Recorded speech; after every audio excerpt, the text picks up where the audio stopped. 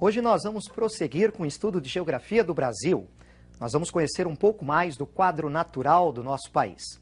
Vamos falar das vegetações brasileiras e vamos conhecer também as nossas bacias hidrográficas. As vegetações brasileiras podem ser divididas em 3 grupos. O primeiro seriam as formações arbóreas, aquelas em que há um predomínio de árvores. Elas formam florestas. Temos também as formações arbustivas e herbáceas, com predomínio de arbustos e plantas rasteiras. E por último, as formações complexas, em que há uma grande diversidade de paisagens ou de aspectos vegetais. Você vai me acompanhar no mapa de vegetações brasileiras para conhecermos todas elas. A primeira vegetação é uma floresta. A floresta amazônica, ocupando especialmente a região norte. Essa floresta amazônica é densa, ela é formada por árvores altas. Há uma grande diversidade de espécies. A biodiversidade da floresta amazônica tem interessado muito a grupos de indústrias químicas e farmacêuticas. Essa floresta amazônica é típica de um clima bastante úmido. Está sendo pouco a pouco desmatada, mas não é ainda uma das formações vegetais mais destruídas no Brasil. Você vai ver já já. Vamos agora acompanhar a segunda formação florestal do Brasil. A floresta tropical, ou Mata Atlântica, especialmente na porção oriental do país. As características físicas da floresta tropical até lembram as da floresta equatorial. Árvores altas, diversidade de espécies. Mas ao contrário da floresta amazônica, a nossa Mata Atlântica já se encontra muito destruída. A expansão agrícola, a exploração da madeira, a expansão urbana, a expansão industrial, a abertura de rodovias e ferrovias, todos esses fatores já retiraram muito da Mata Atlântica original. A Mata Atlântica também acompanha alguns cursos de rios no interior do Brasil, com o nome de Mata Galeria. Na verdade, é uma espécie de floresta tropical.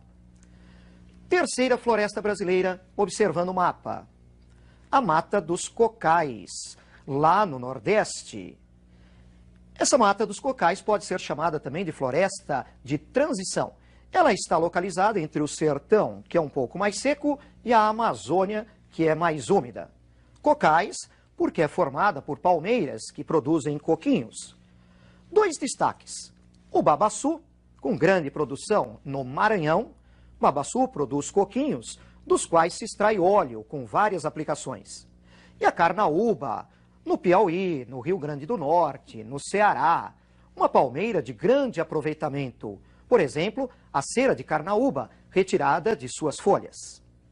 E agora vamos conhecer uma quarta floresta. A Mata de Araucárias, no sul do Brasil. Essa Mata de Araucárias é diferente das anteriores. Ela não é de clima úmido. Ela é de clima subtropical, um clima mais moderado, com índice de chuvas menor.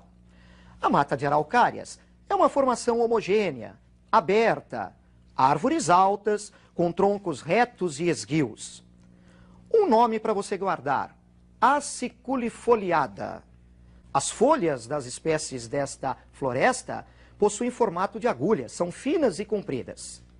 A Mata de Araucárias, assim como a Mata Atlântica, já foi muito destruída pelo homem, devido especialmente à extração de madeira. Existem várias áreas de reflorestamento na região sul, mas não com espécies nativas, não com a verdadeira araucária, o pinheiro do Paraná. Agora nós vamos começar a conhecer um segundo grupo de vegetações, as arbustivas e herbáceas. Vamos ao mapa. A primeira é o cerrado, uma importante vegetação brasileira. O cerrado domina especialmente a porção central do Brasil, em áreas de clima tropical típico, com verão chuvoso e inverno seco. O cerrado é uma formação com árvores baixas, um predomínio de arbustos e plantas rasteiras entre as árvores e os arbustos.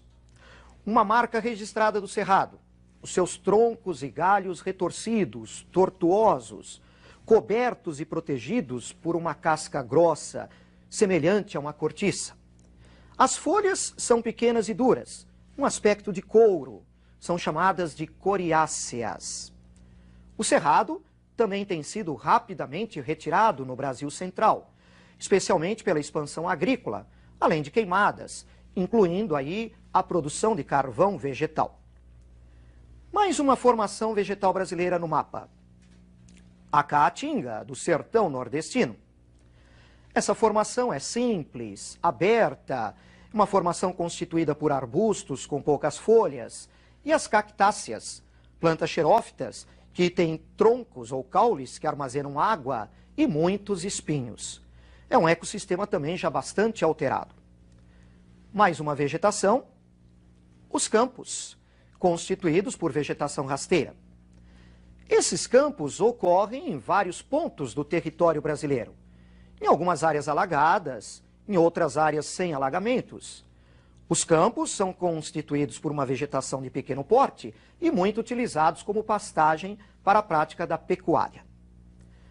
Vamos conhecer agora as formações complexas do país. Vejam a primeira no mapa. O complexo do Pantanal, lá no Mato Grosso e Mato Grosso do Sul. Essa formação vegetal é quase que um resumo das vegetações brasileiras. Você encontra no complexo do Pantanal áreas com matas, com palmeiras, com arbustos, com campos. É uma formação que sofre alagamentos durante o verão, devido aos transbordamentos dos rios que compõem a bacia do Paraguai. E finalizando com as vegetações brasileiras, vamos conhecer agora mais uma. Nós temos aí as formações litorâneas, incluindo os mangues. Essa formação vegetal dos mangues é uma vegetação também bastante complexa e constitui um ecossistema rico, mas muito frágil. Parte dos mangues no Brasil também já foi alterado. Os mangues, aqui no Sudeste especialmente, já sofreram uma grande destruição devido à intensa ocupação que ocorre na faixa litorânea do Sudeste. Muito bem, conhecemos as vegetações brasileiras. Vamos conhecer um pouco da hidrografia do nosso país. O Brasil é rico em rios. A maior parte dos rios brasileiros pode ser considerada de planalto. Por isso que o Brasil apresenta um grande potencial hidroelétrico. Nossos rios apresentam uma drenagem chamada de exorreica. Eles correm para mar aberto. Eles são tributários do Oceano Atlântico, despejam suas águas nesse oceano. Os rios brasileiros apresentam um predomínio de foz em estuário. Eles são perenes ou permanentes, nunca secam, e apresentam cheias durante o verão devido à maior quantidade de chuvas nesse período do ano. Nós vamos conhecer um mapa que vai apresentar para você as bacias secundárias do país. Vamos a esse mapa. Nas bacias secundárias, do norte para o sul, encontramos a bacia do Amapá, a do Nordeste, a do Leste e a do Sudeste-Sul. Essas bacias hidrográficas são compostas por rios de menor extensão que correm isoladamente um do outro, direto para o Atlântico. Vamos conhecer as principais bacias hidrográficas do país.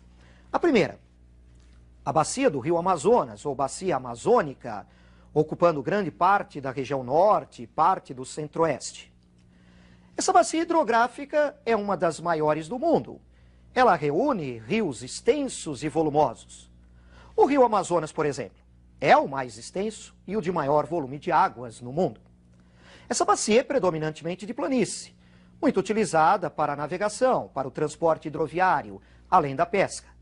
Mas apesar de ser de planície, ela também apresenta um grande potencial hidroelétrico nos afluentes do Rio Amazonas. Um potencial, por enquanto, pouco aproveitado. Vamos conhecer mais uma bacia hidrográfica brasileira. A bacia do Tocantins-Araguaia. Essa bacia é predominantemente planáltica e estende-se do centro para o norte do país. Apesar de planáltica, os seus rios apresentam trechos navegáveis. No médio curso do rio Araguaia, um destaque é a Ilha do Bananal.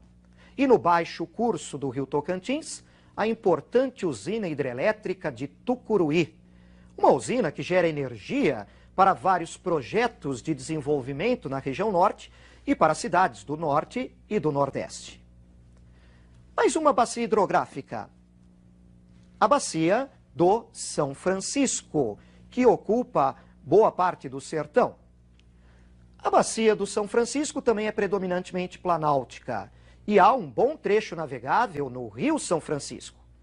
Essa bacia, ou o Rio São Francisco especialmente, apesar de atravessar o sertão, ele não seca, ele é perene. Ele sempre tem água e é muito importante para a vida regional. Para a navegação, atividades pesqueiras, a irrigação na agricultura ao longo do Vale do São Francisco e muito importante na geração de energia. Ao longo do Rio São Francisco, nós encontramos usinas de destaque, como, por exemplo, a usina de Sobradinho, a de Paulo Afonso e a de Xingó, uma usina mais recente entre os estados de Sergipe e Alagoas. O Rio São Francisco nasce no sul de Minas, corre em direção norte, passa pelo nordeste e acaba terminando ou despejando suas águas numa foz em estuário entre o estado de Sergipe e Alagoas. E temos também a Bacia Platina. Parte da Bacia Platina está no Brasil e ela é composta, na verdade, por 3 bacias: a do Paraná, a do Uruguai e a do Paraguai. Nós vamos conhecer um pouco de cada uma. Primeiro, a Bacia do Uruguai. Vejam o mapa, a localização dessa Bacia do Uruguai. É uma bacia de reduzida extensão, parcialmente planáltica, parcialmente de planície. Pode ser usada, portanto, para a produção de energia e para a navegação, mas ainda subutilizada. No mapa, você confere agora a localização da Bacia do Paraguai, lá no Pantanal Mato-Grossense. Essa bacia é predominantemente de planície. O seu uso realmente é para a navegação, para o transporte hidroviário, além da pesca. A declividade nessa bacia é muito pequena, não permitindo o uso para a produção de energia. E finalizando, a importante Bacia do Paraná. Observem a localização no mapa. Ocupa terras do centro-oeste, do sudeste e do sul. A Bacia do Paraná é muito importante.